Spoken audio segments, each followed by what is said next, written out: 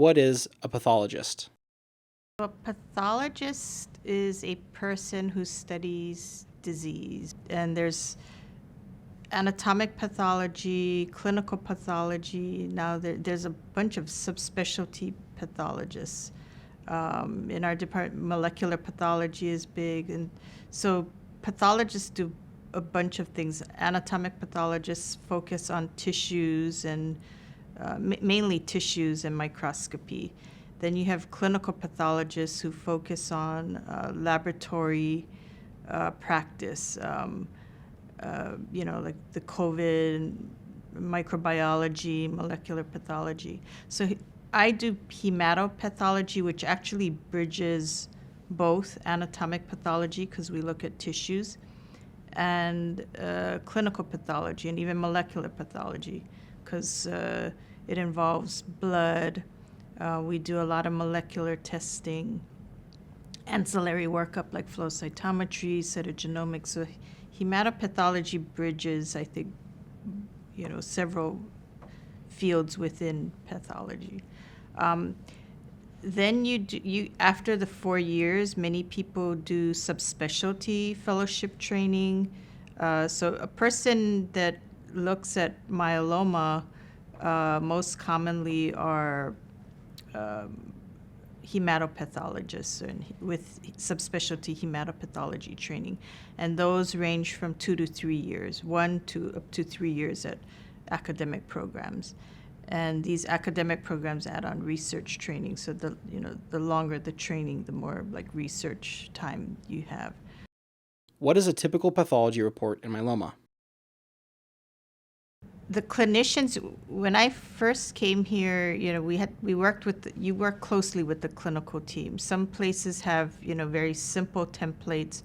Others want more details. So here, our colleagues wanted the percent plasma cells on the biopsy, the percent cellularity of the biopsy, the percent plasma cells on the smear.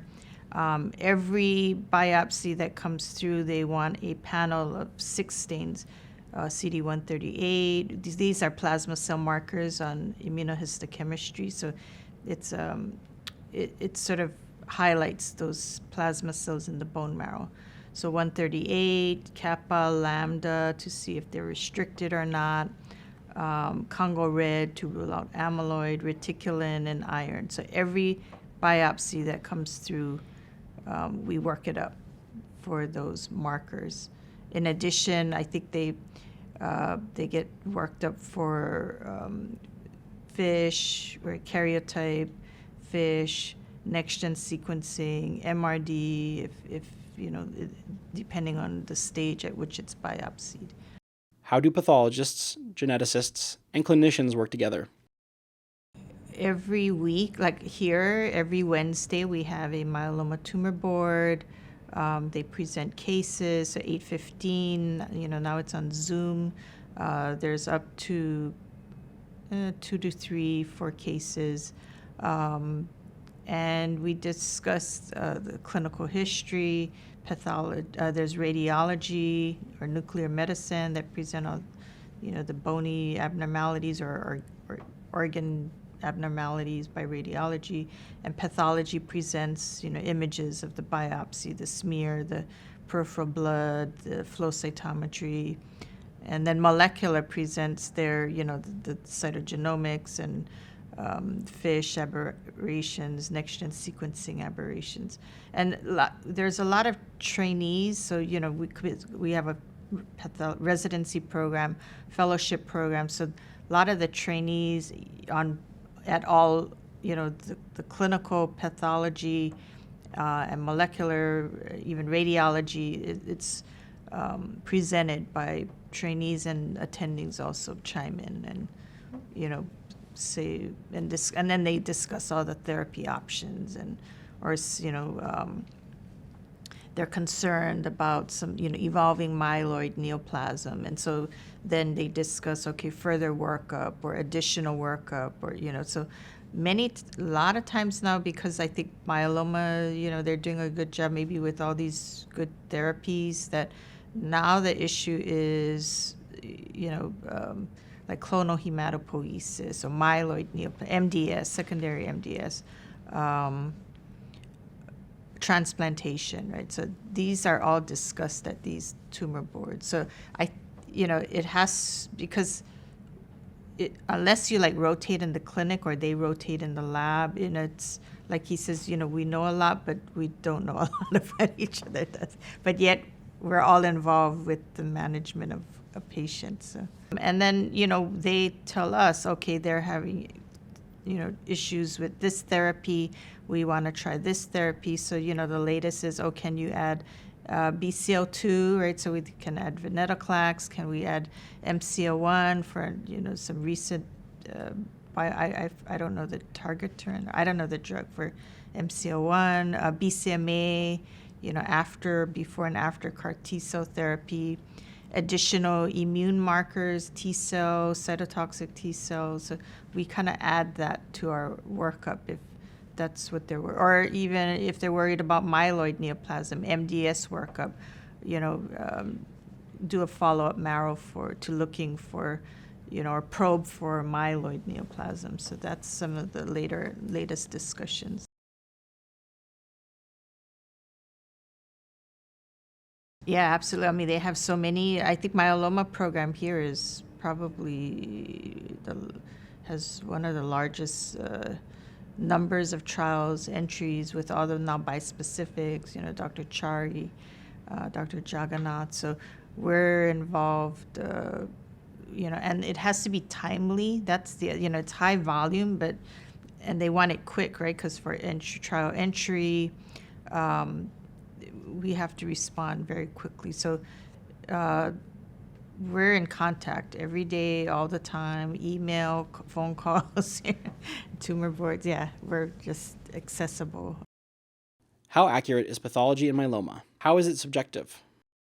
That's another lab, right? Within pathology, it's more, I think, an automated process, but it really depends on the way the assay is set up, the validation of the assay, and each lab can have their own reference levels. So unless all of that is standardized, right, it can have, like the free light chains, the heavy chains, the M proteins. So you really need a good, consistent assay or a different, like a multimodality testing. So I think, like low level, like MGUS or something where they're trying to, like MRD even, these are, you have to be, it's very sensitive. You're dealing with such low level disease. So, kappa lambda, is it restricted or not? Or, so you have other modalities to test for the IHC. IHC is very subjective, and you can have high background. So there's, in situ hybridization, which is maybe a little cleaner. You have flow MRD, right? So all these, and they test at, all these different assays to make sure that what you're seeing is consistent or fits. Is there anything else about the job of a pathologist myeloma patients should know? I mean, I think most people think of pathologists maybe just, doing autopsies in the basement or something. And we do, on people who they want to study these cases more, for myeloma. And I think, the reputation or, it's like we're hidden or we're like hidden figures. So we actually, encourage like people to come to the lab. We can walk through with a specimen and sort of give you but it's also multifaceted now. There's so many parts of a pathologist or what pathology is involved with in making a diagnosis in a person with myeloma.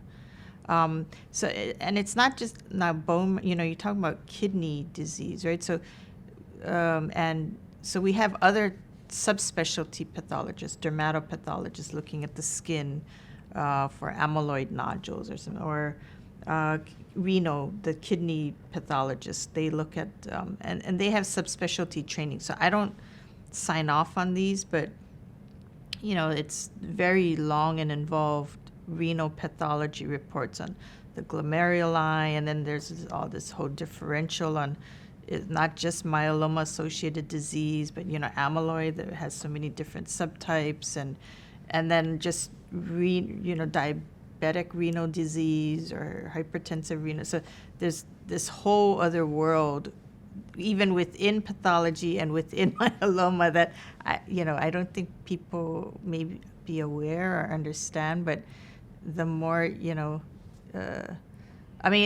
and it's interesting. I trained at the NCI. My first job was at Sloan Kettering, and they have a high volume of cancer. But when you come to very, like high volume myeloma center, I've never seen so much range of presentation and disease presentation, even after 15 years at one high volume place. The emphasis is very different, and what you see is a pathologist ranging from very early, minute, low-level disease to just outright high-grade bursting type disease versus at end-stage autopsy. I mean, it's just unbelievable, yeah.